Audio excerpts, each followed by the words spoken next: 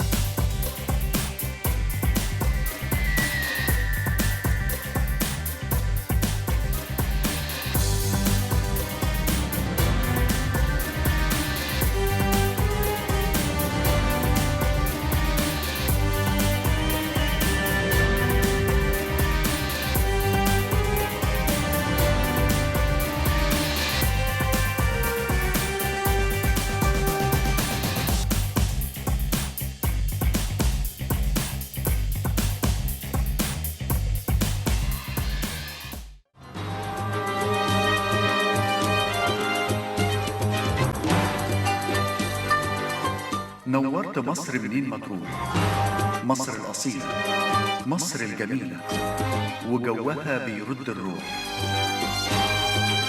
نورت مصر بلاد طيبة، مصر الهرم، أهل الكرم وقلبهم مليان طيبة. نورت مصر.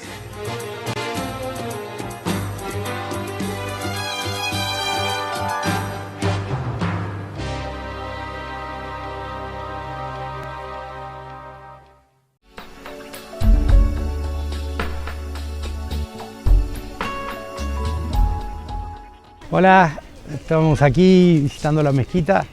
Venimos desde Uruguay, de Sudamérica. Nos han tratado muy bien aquí en Egipto. Hemos visitado el mercado, mucha gente, muy grande. Y la verdad muy lindo. Las pirámides también, o sea, la parte histórica. Verdaderamente les recomendamos visitar lo que es la Ciudadela.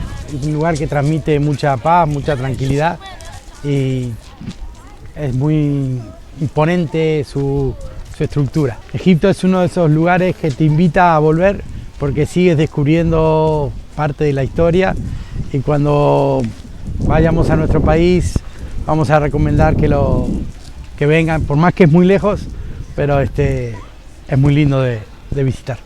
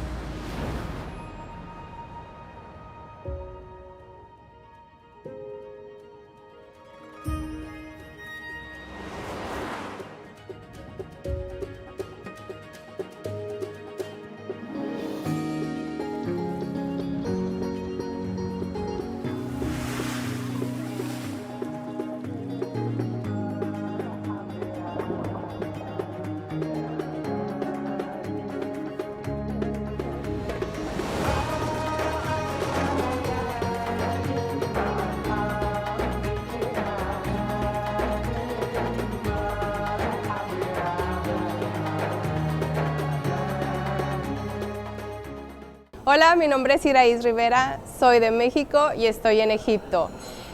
Y bueno, pues les cuento mi experiencia aquí. Yo llegué a Egipto directamente a una parte que se llama Hurghada, que es una playa que tienen aquí los egipcios. Es realmente muy bonita, muy recomendable para visitar. Y de ahí me fui a Luxor. En Luxor estuve viendo los templos de Luxor, de Karnak, el Valle de los Reyes, y realmente son cosas imperdibles de ver aquí en Egipto. Les recomiendo mucho que vengan a visitarlo. La gente es muy calurosa, la comida al 100, súper rica, y pues simplemente los invitamos a que vengan y conozcan Egipto. Ahorita mismo me encuentro en la Ciudadela, dentro de la mezquita de Mohamed Ali, la cual está muy hermosa de visitar, no se la deben de perder. Las entradas y la economía de aquí para visitar es realmente muy flexible y barata. La comida igual es muy barata y muy rica. El café egipcio no se lo deben de perder y pues bueno, no se pierdan de visitar Egipto y pues todas las maravillas que ofrece. Gracias.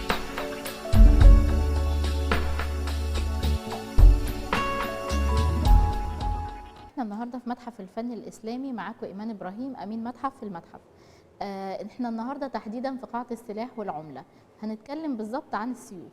السيوف موجود قدامنا، الفاترينا دي فيها سيوف لناس مهمة جدا في التاريخ. أول سيف موجود من فوق هو لقنصوة الغوري، السلطان قنصوة الغوري. وقنصوة الغوري ده طبعا احنا عارفين ان هو اللي بنى مجموعة الغوري او الغورية زي ما بنقول عليها، وهي مجموعة كبيرة جدا.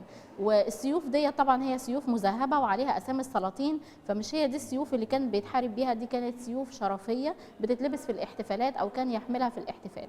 السيف اللي موجود تحتيه هو سيف يخص طومان باي، وهو طبعا زي ما احنا عارفين اخر سلاطين المماليك او اخر مملوك كان بيحكم مصر، وعارفين طبعا القصه بتاعته ان هو اعدم لما دخل السلطان سليم على مصر اللي هو السلطان العثماني. ايه تاني جميل عندنا؟ السيف بتاع محمد الفاتح. سيف محمد الفاتح ده احنا عارفين ان ليه قصه كده.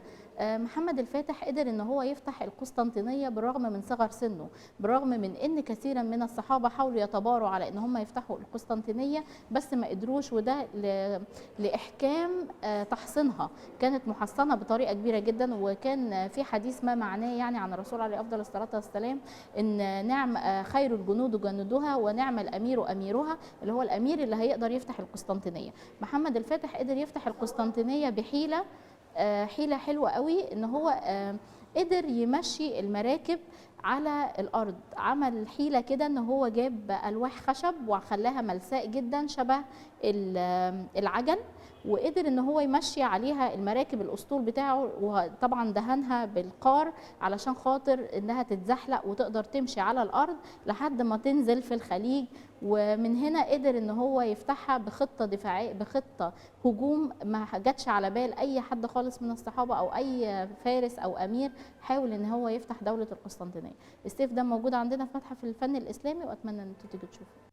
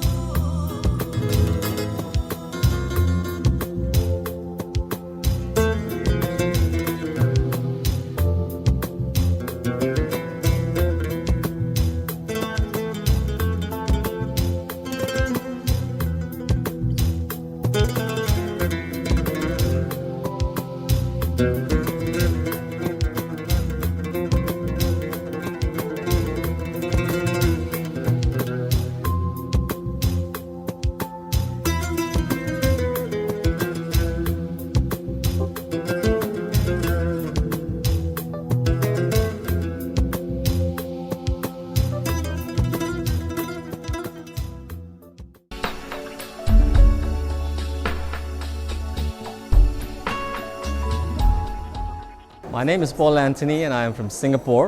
I'm very excited to be in Egypt. We've already visited the pyramids in Giza and the pyramids in Dahsur and Saqqara and the Egyptian Museum. And of course we're enjoying the Citadel here and the Muhammad Ali Mosque. We plan to go to Luxor and Aswan from here and finally end in Alexandria.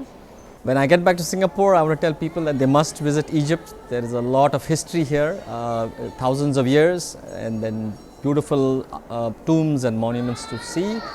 Also, the food is excellent here and the people are very friendly. So I would recommend that people in Singapore visit Egypt for sure.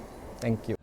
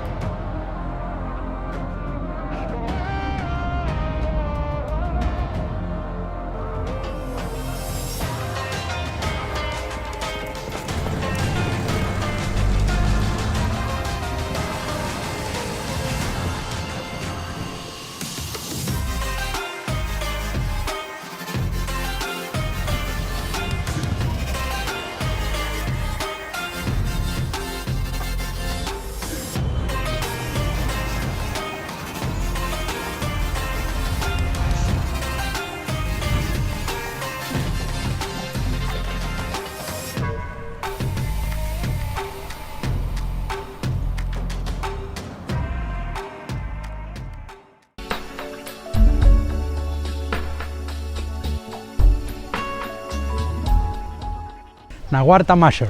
Nawar Temasa. Nawart, Masr.